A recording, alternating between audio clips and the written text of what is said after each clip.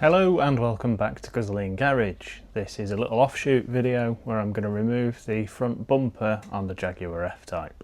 I want to remove it so that I can fit a new charge cooling radiator on the front, and I can also get to the air filter boxes a little bit easier to remove those and fit a cone filter upgrade type kit from Paramount Performance.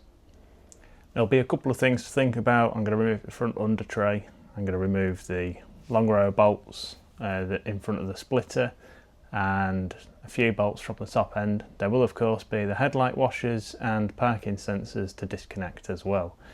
So without further ado, let's just get on with it. So we've got two 10mm bolts here, then there's a row of 6 across the front, and these two are mirrored on the other headlight. Let's do those.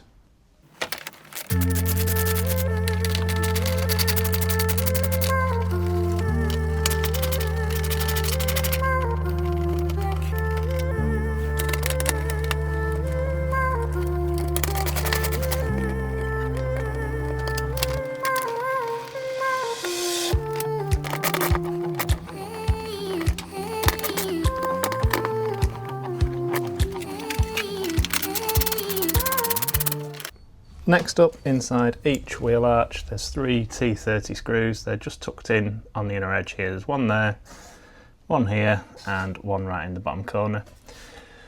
So we'll just do them.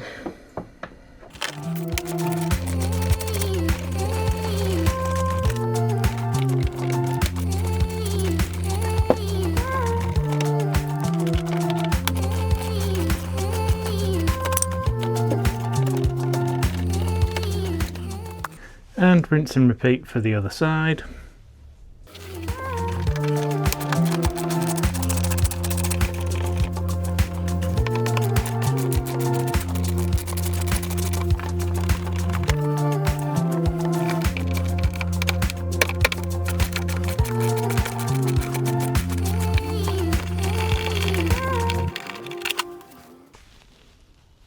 Now this little guy is Tyson Furry. If you've not met him before, he's the quality assurance supervisor here. He takes a very modest wage of treats, but yeah, he inspects all work is done to the correct standard. The next bit is going to be trying to unbolt the front under tray and the row of bottom bolts on the bumper. Now this is where it gets a bit vague really. There's definitely a bolt here for the front under tray, and a corresponding one in this little groove down here, 10mm. And then the front under tray is also held on with these recessed screws here and here. There's a row of 4 of those. Now I think you have to take some of these off as well to get the front under tray out, but I can't remember what holds the splitter on, what holds just the front bumper on, what holds just the under tray on, etc. It does get confusing because there's a row of inner bolts here that look like they just hold the splitter on. There's the recessed ones that definitely hold the under tray on. And then on the outside edge of the splitter, there's also a row of screws here as well. So there's a lot of bolts here, and I can't remember which ones we need to remove and which ones we don't really. I think these outer little ones here just hold the winglet pieces on, I think. But again, can't remember. So I'm going to remove a lot of stuff, and I'll try and let you know what you do and don't need to remove. How does that sound to you, boss? Is that a good plan?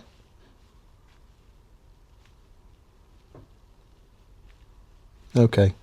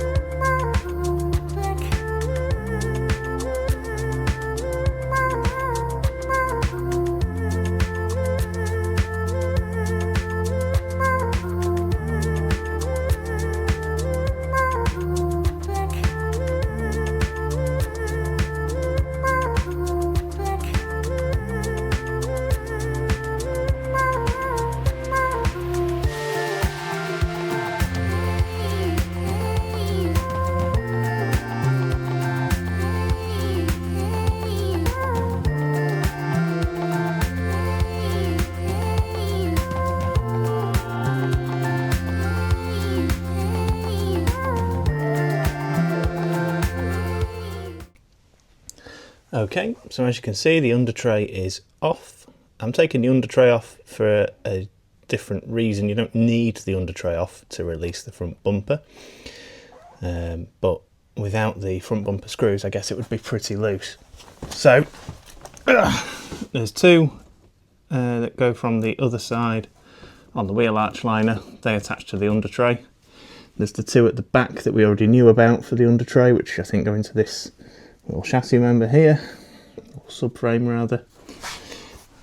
And there's the ones that were at an angle that again we already knew about. What we was a bit confused about was the little winglets that sit on the corners and also the splitter bolts. So you don't need to remove any of the splitter bolts, but you do need to remove 4 from each winglet down that end. And then the row of Torx headed bolts that goes along the underside of the front bumper here. So it's the Torx head ones that you need to remove. The 8mm bolts, which attach the splitter to the undertray, do not need to be removed. Okay, hopefully that clears things up a little bit for you.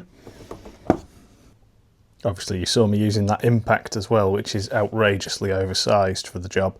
The bolts are in no way tight, but some of them are quite long threaded for such a small size, so that just speeds it up immensely, just whizzing them out. As far as removing it goes, I just left those 2 bolts in just to hold it in case it inadvertently fell. But now I'm looking to take those 2 out, start pulling the bumper forward, and I'm expecting to have to disconnect parking sensors and headlight washers somewhere around that area. So let's have a look.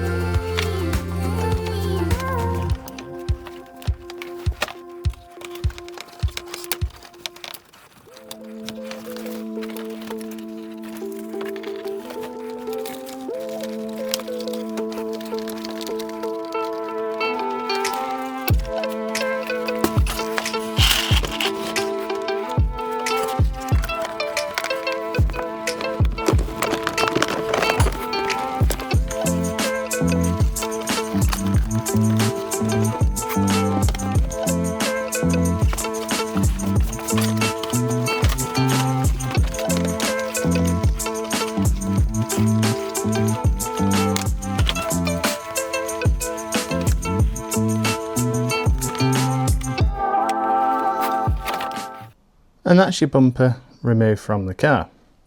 The only difficulties really was the screen wash and the wiring plugs.